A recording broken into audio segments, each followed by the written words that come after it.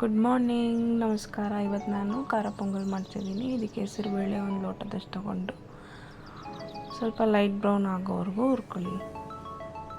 ಒಗ್ಗರಣೆಗೆ ಕಾಯಿ ತುರಿ, ಶುಂಠಿ, ಕರಿಬೇವು, ಒಂದು ಮೆಣಸಿನ್ಕಾಯಿ, ಕೊತ್ತಂಬರಿ, ಒಂದು ಸ್ಪೂನ್ ಜೀರಿಗೆ, ಒಂದು ಸ್ಪೂನ್ ಮೆಣಸು ಪುಡಿ ಮಾಡಿಟ್ಕೊಳ್ಳಿ.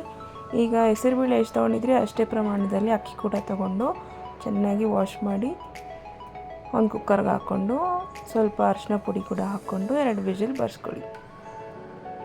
ಈಗ ಇನ್ನೊಂದು ಕಡೆ ಒಗ್ಗರಣೆ ಹಾಕ್ಕೊಳ್ಳೋಣ. ಒಂದು ಬಾಣಲಿ ಇಟ್ಕೊಂಡು 2 ಚಮಚ ತುಪ್ಪ ಹಾಕ್ಕೊಳ್ಳಿ. ಸ್ವಲ್ಪ ತುರಿದಿರುವ ಶುಂಠಿ, ಕರಿಬೇವು, ಒಂದು ಮೆಣಸಿನ್ಕಾಯಿ ಹಾಕ್ಕೊಂಡು ಫ್ರೈ ಮಾಡ್ಕೊಳ್ಳಿ.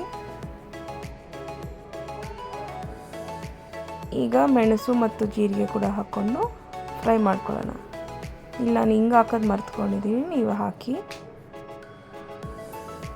ಈಗ ಫ್ರೈ ಆದಮೇಲೆ ಸ್ವಲ್ಪ ಕಾಯಿ ತುರಿ ಹಾಕ್ಕೊಂಡು ಇನ್ನೂ 1 ನಿಮಿಷದಷ್ಟು ಫ್ರೈ ಮಾಡ್ಕೊಳ್ಳಿ.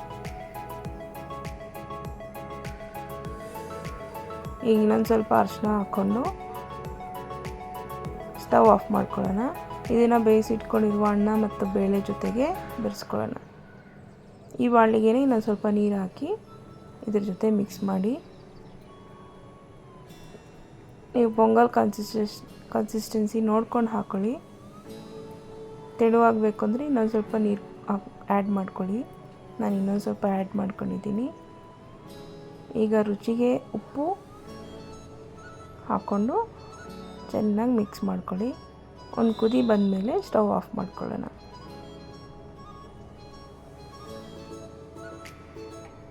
ಈಗ ಕುದೀತಿದೆ. ಈಗ ಸ್ಟವ್ ಆಫ್ ಮಾಡಿಕೊಂಡು ಮೇಲೆ ಕೊತ್ತಂಬರಿ ಸೊಪ್ಪು ಉದುರಿಸ್ಕೊಳ್ಳೋಣ.